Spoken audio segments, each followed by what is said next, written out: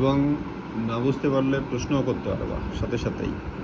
ওকে, এখানে এটা প্রথম দিকের চ্যাপ্টার বলছে লেনদেন নয় তার পরিমাণ নির্ণয় করো।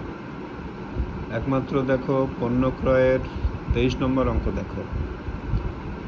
পণ্য ক্রয়ের ফরমায়েশ দেয়া হলো, আছে না? মেশিন ক্রয়ের ফরমাশ 4 তারিখ মেশিন ক্রয়ের ফরমায়েশ দেওয়া হলো। ফরমায়েশ মানে ওদেরকে বলা যে আমরা আপনাদের কাছ থেকে কিনবো, কিন্তু এখনও তো কিনেনি, তাহলে কি এটা লেনদেন হবে? এই জন্য এটা লেনদেন নয়। আর বাকি যত লেনদেন আছে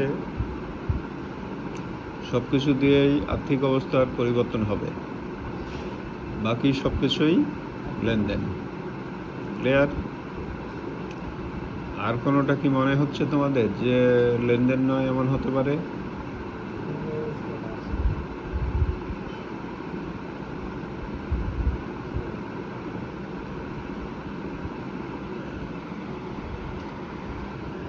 তো যাই হোক,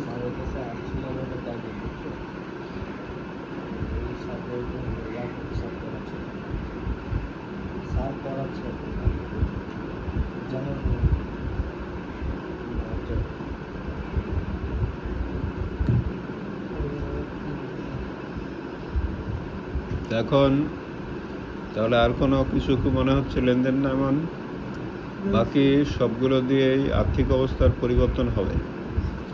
লেনদেন হতে হলে হিসাব সমীকরণ আছে না, এ সমান এল প্লাস ওই, এই হিসাব সমীকরণের উপর কোনো প্রভাব থাকলেই সেটা হবে লেনদেন, প্রভাব না থাকলে সেটা লেনদেন হবে না। বাকি সবগুলো দিয়েই হিসাব সমীকরণে প্রভাব পড়বে। তাহলে ক থেকে কোনো প্রশ্ন আসছে? তাহলে খতে চলে আসো। 10 থেকে 20 তারিখের ঘটনাসমূহ কেন লেনদেন তার সমীকরণ পদ্ধতিতে ব্যাখ্যা করো। এই সমীকরণ পদ্ধতিতে ব্যাখ্যা মানে বলতে হবে হিসাব সমীকরণের এই উপাদান হ্রাসবৃদ্ধি পেয়েছে, এই জন্য এটি লেনদেন। তাহলে সমীকরণ পদ্ধতিতে কেউ যদি বলে যে হিসাব সমীকরণের এইটা বৃদ্ধি হ্রাস পেয়েছে, এতটুকু বলে যদি থেমে যাই, তাহলে কি কারণ বলা হলো? বলতে হবে হিসাব সমীকরণের এই উপকরণ বৃদ্ধি হ্রাস পেয়েছে, এই জন্য এটি লেনদেন। ক্লিয়ার?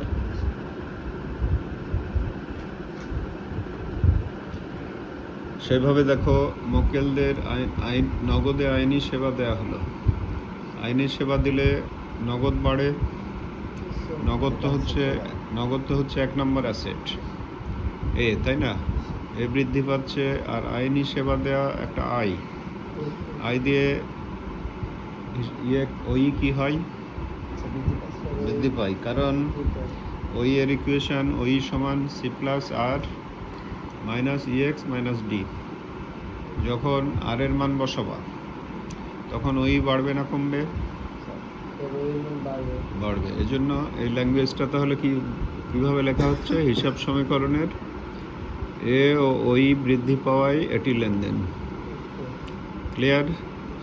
এখন কেউ মনে করো লিখলো হিসাব সমীকরণের এবং ওই বৃদ্ধি পাবে, তাহলে কিন্তু প্রপার ল্যাঙ্গুয়েজ হলো না। তোমাকে বলছে কেন লেনদেন, বৃদ্ধি পাওয়ায় এটি লেনদেন, এই কথা উল্লেখ করতে হবে।